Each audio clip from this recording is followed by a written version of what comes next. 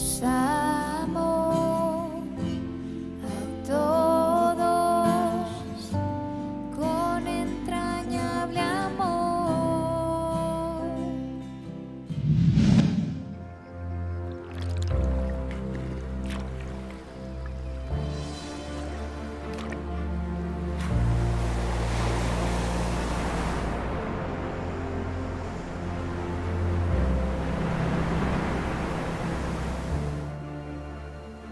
¿Quién encerró con puertas el mar cuando se derramaba saliéndose de su seno?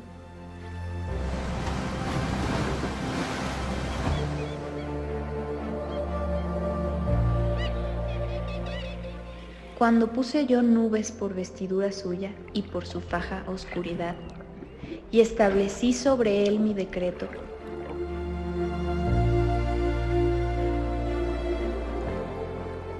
Le puse puertas y cerrojo, y dije, hasta aquí llegarás.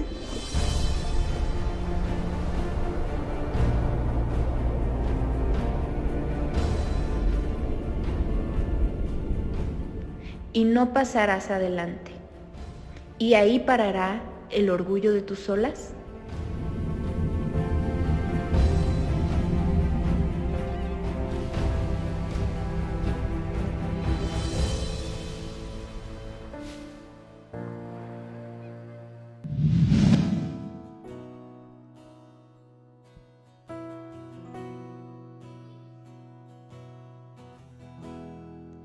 Cuando pienso en tu amor y en tu fidelidad, no puedo hacer más que postrarme y adorar. Cuando pienso en cómo he sido, hasta dónde me has traído, me asombro de ti. No me quiero conformar. He probado y quiero más. Cántale al Señor. Yo quiero enamorarme más de ti. Enséñame a amarte y a vivir conforme a tu justicia y tu verdad. Con mi vida quiero adorar todo lo que tengo y lo que soy. Todo lo que he sido te lo doy. Que mi vida sea para ti como un perfume a tus pies.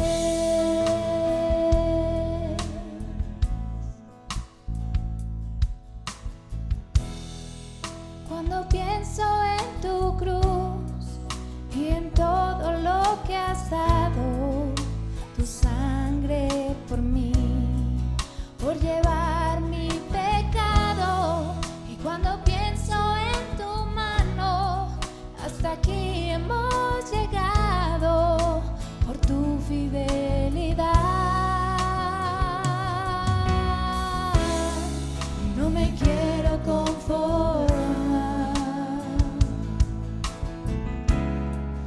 He probado y quiero más. No me quiero conformar. No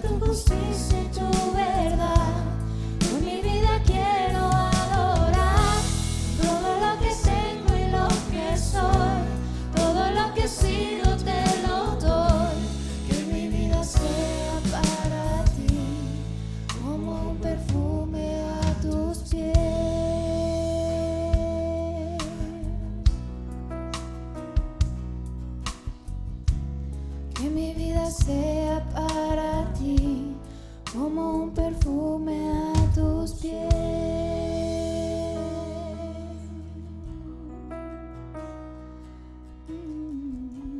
Que mi vida sea para ti como un perfume a tus pies.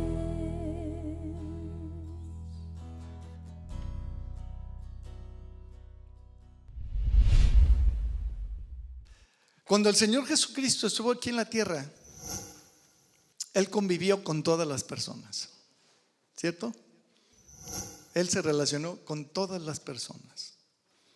Lo mismo comió con publicanos y pecadores que con fariseos. Mira, léelo conmigo en Marcos capítulo 2, verso 13. Marcos 2:13 dice: después volvió a salir al mar y toda la gente venía a él y les enseñaba. Y al pasar vio a Leví, hijo de Alfeo, sentado al banco de los tributos públicos y le dijo: sígueme. Y levantándose le siguió. Aconteció que estando Jesús a la mesa en casa de él, ¿en casa de quién? De Leví, de Mateo.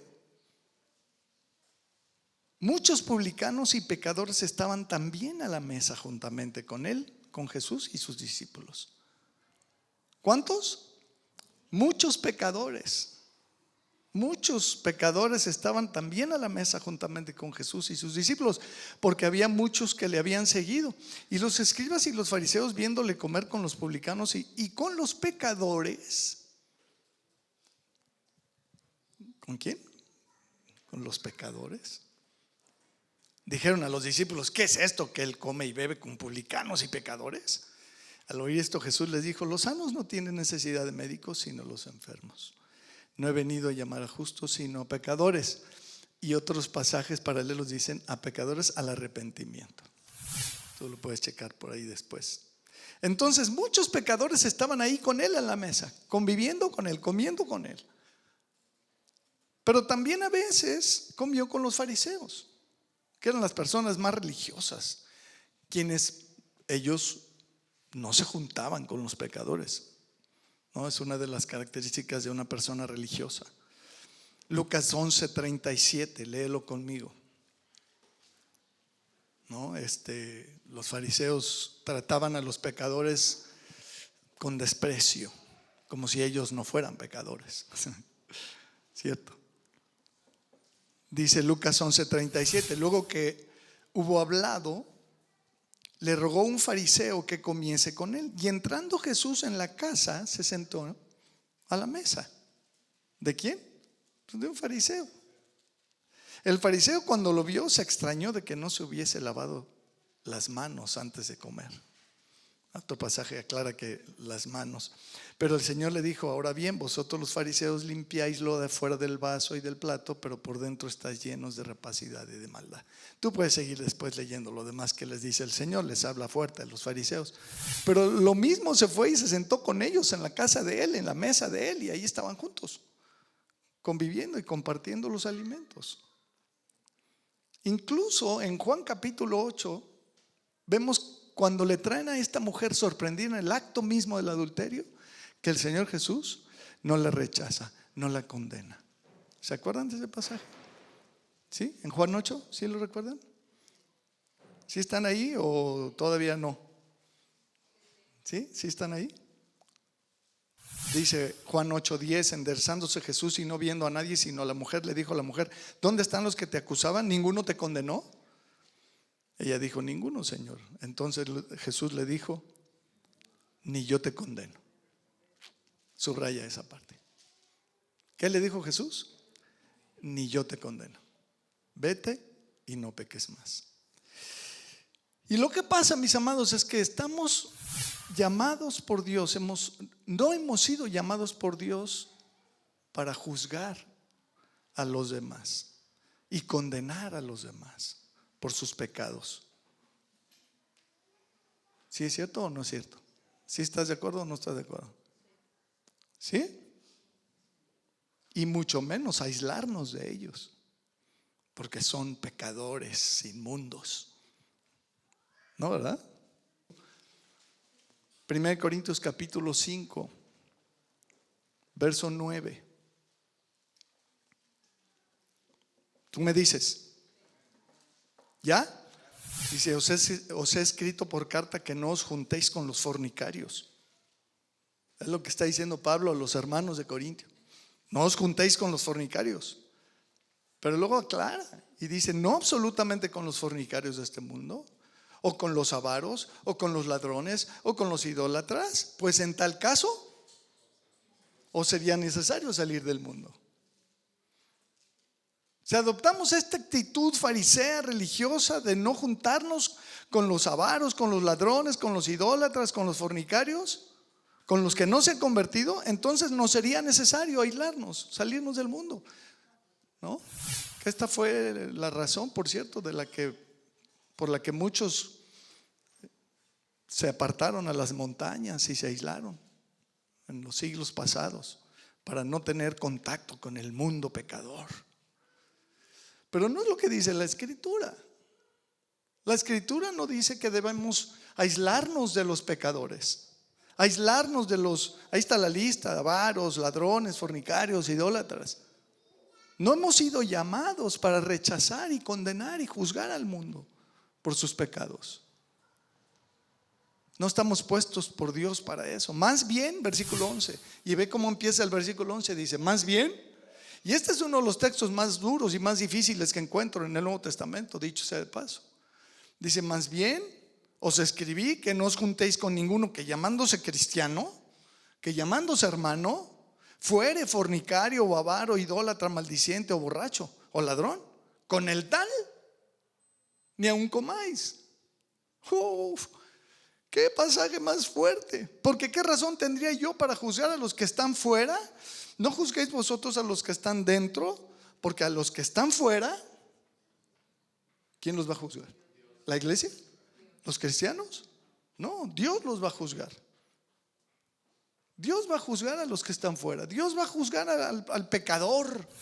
No nos toca a nosotros juzgar a los que están afuera, pero sí a los que están adentro. Y si dentro de los que están adentro alguno de ellos dice aquí, llamándose hermano, fuere fornicario, avaro, idólatra, ahora entiéndase que es una forma de vida, es una forma de ser. Con ese ni aun comas, dice. Uf, fuerte, ¿no? No sé si tú coincides conmigo. Con el tal ni aun comáis, dice. Híjole, son palabras duras, palabras difíciles. A la mera hora es difícil cumplir esto. ¿Sí o no? ¿No se te ha pasado?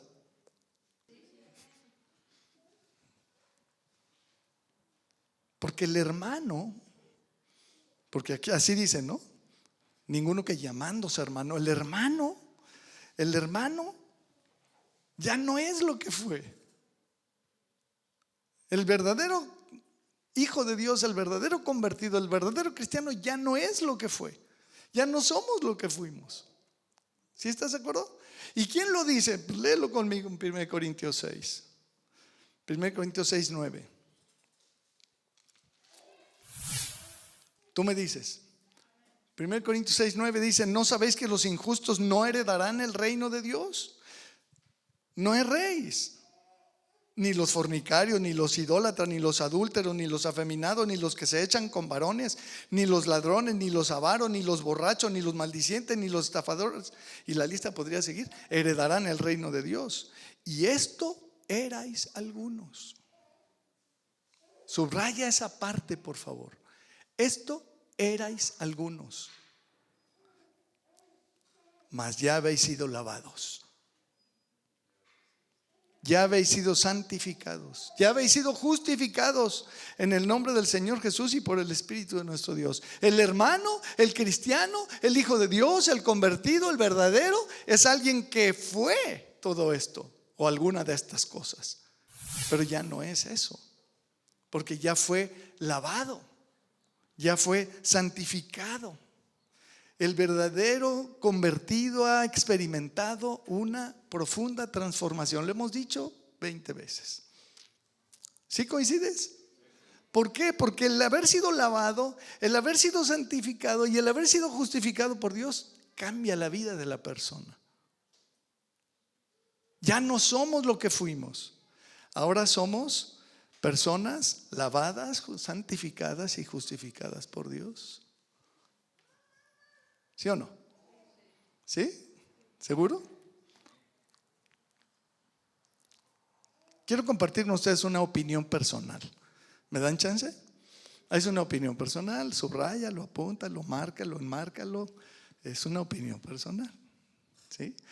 Yo soy alguien de esos grupos de loquillos, creyentes loquillos, que creemos que la Biblia nos relata las cosas tal como ocurrieron. No nos las acomoda, no nos las...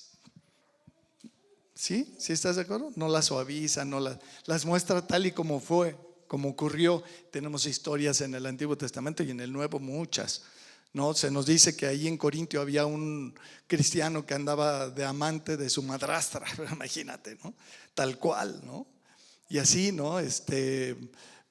Pablo habla de que había entregado a Satanás a unos por ahí, ¿no? A Himeneo y Alejandro por blasfemos, tal cual, ¿no? ¿Sí se acuerdan? Y ni hablar de casos famosos como el de David con Betsabé, ¿verdad? Y Salomón con sus mujeres, etcétera, etcétera. Ustedes saben. Ustedes han leído todo eso y se lo saben de memoria, ¿no? Yo encuentro en estos dos ejemplos que te voy a poner este principio. Yo creo que aquí Pablo, en este caso Pablo y luego Juan el Bautista, cometieron un par de errores. No, la Biblia no lo dice así, pero así lo considero yo y ahorita lo juzgas tú conmigo. Mira, Hechos 24 nos relata la Escritura que a Pablo se le concedió el privilegio y la oportunidad de predicarle a un rey. Wow, ¿no? A un gobernante de alto nivel de nombre Félix. Félix, no era Félix el gato, como aquel. ¿Quiénes vieron esas caricaturas? Félix el gato, ¿verdad? Algunos más grandes, por favor digan que sí. Félix el gato, ¿no? Bueno, este no es Félix el gato, este es Félix, un gobernante de romano. Hechos 24:24. Dice: algunos días después, viniendo Félix con Drusila, su mujer, que era judía. ¿Qué tal, aquí? Que era judía. Pero llamó a Pablo y le oyó acerca de la fe en Jesucristo. ¿Qué le predicó Pablo? La fe en Jesucristo. Y ahí iba todo súper bien. Pero luego dice: pero al disertar Pablo acerca de la justicia, del dominio propio y del juicio venidero, Félix se convirtió. ¿Qué le pasó a Félix? Se espantó. Se espantó y dijo: ahora vete, pero cuando tenga oportunidad te llamaré.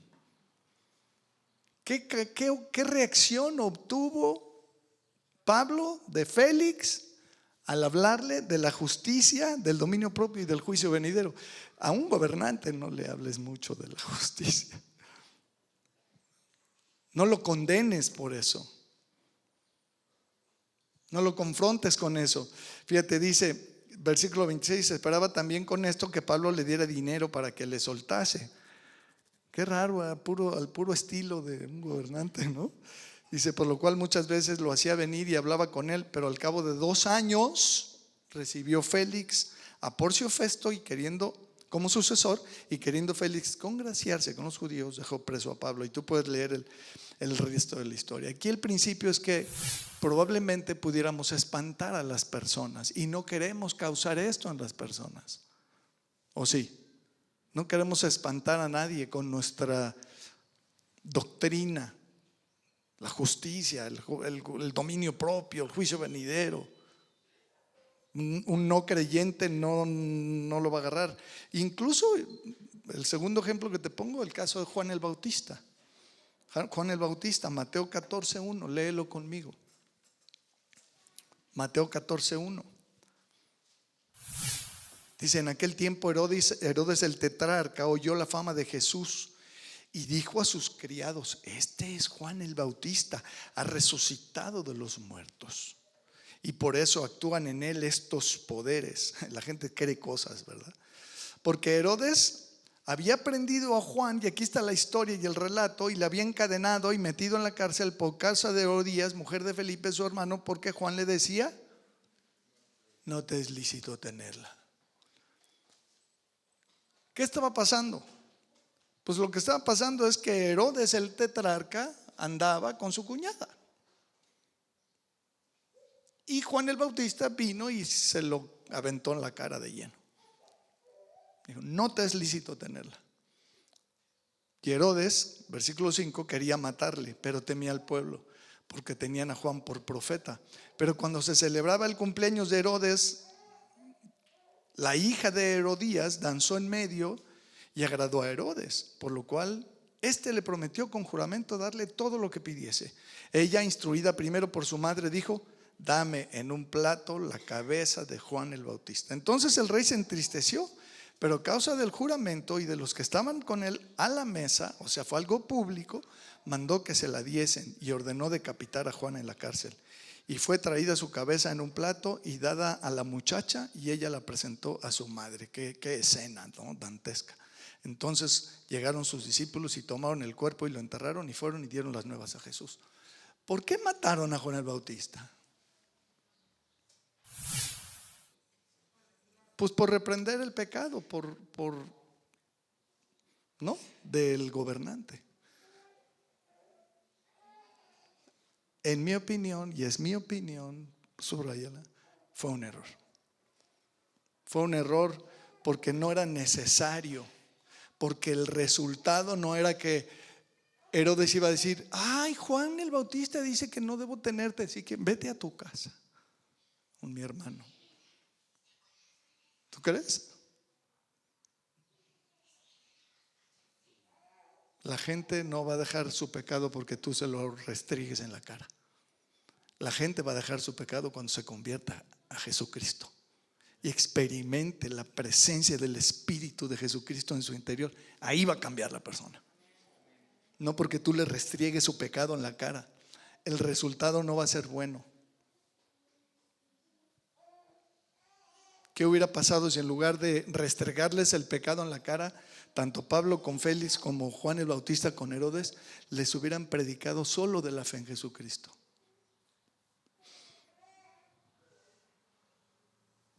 La pregunta aquí es: ¿no es más efectivo predicar el arrepentimiento y la fe, la conversión, que juzgar y rechazar a las personas por sus pecados? ¿No será más efectivo? Los apóstoles predicaban y le decían a la gente: arrepiéntanse y conviértanse. Hechos 3:19 dice: así que arrepentíos y convertíos para que sean borrados vuestros pecados. Ese es el mensaje que tenemos. Ese es el mensaje que necesitamos decirle a la gente: arrepiéntete y conviértete para que sean borrados tus pecados. Pero en mi opinión personal, restregarles su pecado en la cara a los demás no da buenos resultados. Eso es algo que yo he podido comprobar con los años. De hecho, si vemos Hechos 26:15, chécalo conmigo. Cuando el Señor Jesucristo le da instrucciones a Pablo, le dice que el propósito del ministerio de Pablo y del llamamiento que Pablo le hizo, que Jesucristo le hizo a Pablo, era y es para nosotros el que la gente se convierta. ¿Sí? Ve lo que dice Hechos 26:15. Yo entonces dije: ¿quién eres, Señor? Y el Señor dijo: yo soy Jesús a quien tú persigues. Pero levántate y ponte sobre tus pies, porque para esto he aparecido a ti. ¿Para qué? Para ponerte por ministro y testigo de las cosas que has visto y aquellas en que me apareceré a ti, librándote de tu pueblo y de los gentiles a quienes ahora te envío, para que abras sus ojos, para que se conviertan de las tinieblas a la luz y de la potestad de Satanás a Dios, para que reciban, subraya, para que reciban por la fe que es en mí, perdón de pecados y herencia entre los santificados. Mis amados, el cambio profundo se experimenta cuando una persona recibe el perdón de sus pecados. Cuando recibe por la fe que es en Cristo esta nueva vida maravillosa, herencia entre los santificados, dice, el propósito es que la gente se convierta. Entonces, mi opinión personal es que no es muy efectivo rechazar a las personas por los pecados que cometen y que aún no han pasado por la conversión. ¿Sí estás? De hecho, he visto que las personas se molestan y rechazan al cristianismo y rechazan al cristiano cuando les señalamos, los juzgamos y le decimos su pecado.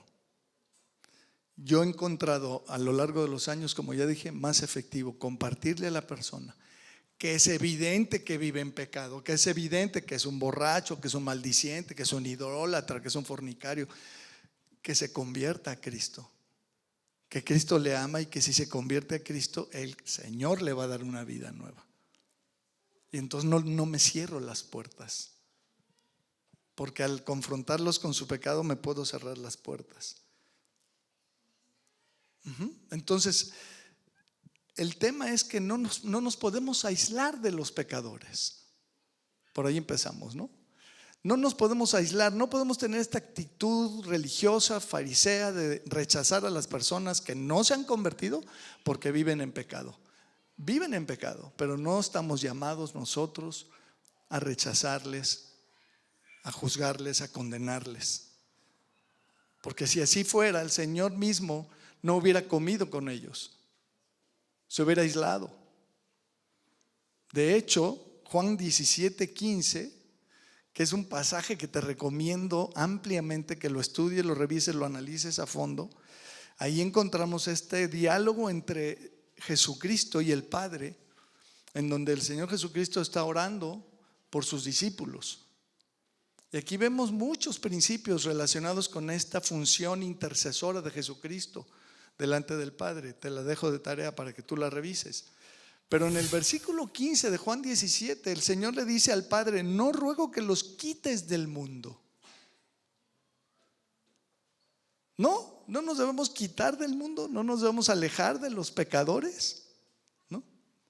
Sino que los guardes del mal. Qué maravilla, ¿no? Qué maravilla saber que el Señor está consciente de los peligros que el mal representa en nuestra vida.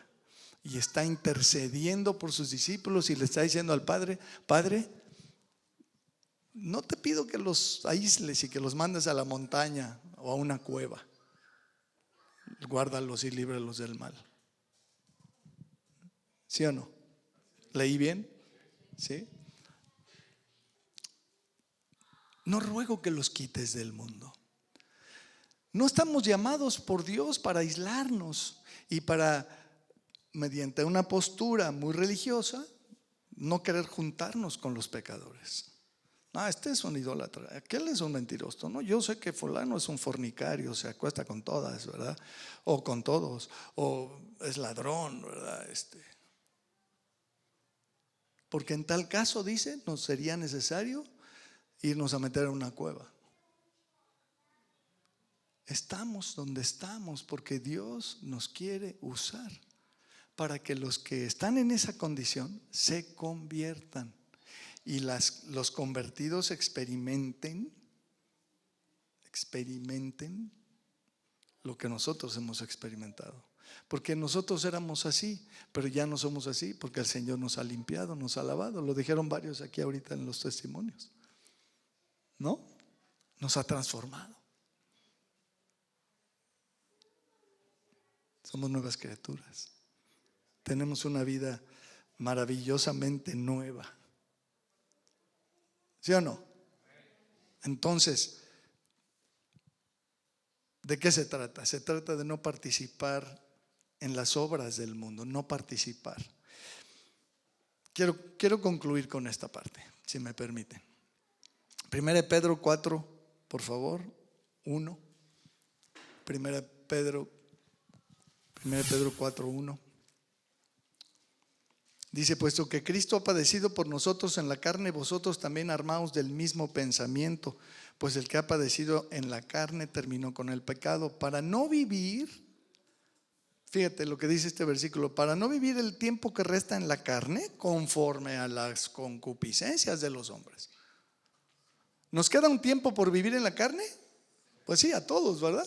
Pues para no vivir el tiempo que nos queda todavía de vivir en la carne conforme a las concupiscencias de los hombres, sino conforme a la voluntad de Dios. Baste ya el tiempo pasado para haber hecho lo que agrada a los gentiles, y aquí los gentiles son sinónimo de los no creyentes, andando en lascivias, concupiscencias, embriagueces, orgías, disipación y abominables idolatrías. Baste ya, dice, de haber hecho esas cosas. A estos, a los gentiles, a los no creyentes, a los no convertidos, les parece cosa extraña que vosotros no corráis con ellos en el mismo desenfreno de disolución, y os ultrajan. Nos critican y nos agreden con violencia, es lo que quiere decir ultrajar. Pero ellos darán cuenta al que está preparado para juzgar a los vivos y a los muertos, porque por esto también ha sido predicado el evangelio a los muertos, y no se refiere a los cadáveres, ¿verdad? A los físicamente muertos, sino a los espiritualmente muertos, para que sean juzgados en la carne según los hombres, pero vivan en espíritu según Dios. Mas el fin de todas las cosas se acerca. Sed pues sobrios y velad en oración. Entonces aquí sí se nos dice que nosotros no debemos hacer lo que les agrada a los no creyentes, y a ellos les extraña que nosotros no participemos de sus formas de vivir, de tomar, de drogarse, de fornicar, de lo que me digas, ¿no? La clave está en no participar. Fíjate lo que dice Efesios 5:1, por favor.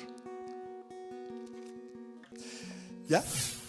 Dice, sed pues imitadores de Dios como hijos amados. Mira, te quedas con ese versículo, ya la hiciste. ¿Tú crees que una vida licenciosa y cargada de pecado es una vida de imitar a Dios? No creo, ¿verdad? Dice, y andar en amor como también Cristo nos amó y se entregó a sí mismo por nosotros, ofrenda y sacrificio a Dios en olor fragante. Pero fornicación y toda inmundicia o avaricia ni aun se nombre entre vosotros como conviene a santos. Hay cosas que no nos conviene a los santos, o que sí nos convienen a los santos. Ahí te dejo ese otro tema de tarea. Ni palabras deshonestas, ni necedades, ni truanerías que no convienen, sino antes bien acciones de gracias. Porque sabéis esto, que ningún fornicario o inmundo o avaro que es idólatra tiene herencia en el reino de Cristo y de Dios. Ya lo habíamos leído hace rato en otro pasaje. Nadie os engañe con palabras vanas, porque por estas cosas viene la ira de Dios sobre los hijos de desobediencia. Versículo 7 es la clave. No seáis pues partícipes con ellos, porque en otro tiempo erais tinieblas. En otro tiempo éramos tinieblas, mas ahora sois luz en el Señor. Andad como hijos de luz, porque el fruto del Espíritu es en toda bondad, justicia y verdad, comprobando lo que es agradable al Señor, y no participéis en las obras infructuosas de las tinieblas. Subráyalo por favor, sino más bien reprendedlas. No participar en las obras del mundo, no participar de una vida licenciosa. Ese es el secreto. Sí podemos estar en medio de un mundo corrompido, depravado, degenerado, sin participar. Y esa es la idea. Y eso es lo que el mensaje, de eso se trata. De no condenar y de no rechazar y de no cerrarnos puertas por juzgar y condenar el pecado de la gente. Si nos van a perseguir, que nos persigan por nuestra fe en Jesucristo, y no porque les criticamos o los rechazamos o los juzgamos por su idolatría o por su inmoralidad o por... Ve lo que dice: en otro tiempo erais tinieblas, mas ahora ya no. Y es lo que decía también al principio, el verdadero convertido fue, ya no es, ahora es otra cosa. Ahora somos hijos de luz, porque Dios es luz. Entonces estamos puestos en el mundo para alumbrar al mundo. Para alumbrar al mundo, para que el mundo a través de nosotros pudiera ver a Dios y ver la luz de Dios. Por supuesto que si me invitan a una orgía y voy a la orgía y participo en la orgía, no estoy alumbrando a nadie. ¿Sí o no? O si me invitan a un negocio turbio y verdad, aquí nos repartimos, ¿verdad? Y participo, pues ya no va a funcionar mi función de alumbrar. Es lo que dijo el Señor en Mateo capítulo 5, y este es mi último versículo. Búscalo. Mateo 5:14. Vosotros sois la luz del mundo. Es lo mismo que estábamos leyendo en el pasaje anterior de Efesios 5. Vosotros sois la luz del mundo. Una ciudad asentada sobre un monte no se puede esconder, ni se enciende una luz y se pone debajo del almud o debajo de la mesa, sino sobre el candelero, y alumbra a todos los que están en casa. Versículo 16. Así alumbre vuestra luz delante de los hombres, para que vean vuestras buenas obras, para que vean y glorifiquen a vuestro Padre que está en los cielos. Me parece muy importante, mis amados, que como cristianos no tengamos la actitud religiosa de rechazar a los que no son convertidos, a los que no han vuelto a nacer, a los que no han tenido esta experiencia transformadora por su pecado o por sus pecados. Se trata de no participar, pero de ser luz para ellos, para que vean nuestra forma de vida, para que vean cómo vivimos, para que vean y oigan en lo que creemos, nuestra confianza que tenemos en el Señor. Y no nada más para casos graves o difíciles, sino para el día a día, para la economía, para los proyectos, para la escuela, para lo que me digas, para tareas como la paternidad, ¿no? Que es una tarea titánica, monumental. ¿Sí o no, papás? Hay papás aquí, ¿verdad? Algunos. ¿Sí o no? Es titánica, es monumental, es una labor. ¿Sí o no? Tony, Anita, Donna, Mario, titánica. ¿Verdad que sí? Pues los que están alrededor de nosotros pueden ver en nosotros una forma de vida diferente, confiada en el Señor. Nuestra economía, confiada en el Señor. Nuestra salud, nuestra sexualidad, confiado en el Señor. Con una vida transformada, no de rechazo. El religioso rechaza, juzga, condena, tira en cara. Qué feo, ¿no? ¿Sí o no? ¿Sí están? Entonces, seamos luz. Seamos luz, cumplamos esa función en medio de un mundo en tinieblas en el que estamos, y que cada vez está más oscuro. ¿Sí o no? Vamos a orar. Señor, te agradecemos por tu palabra. Gracias por la claridad de las Escrituras, Señor, que nos permiten ver estos principios.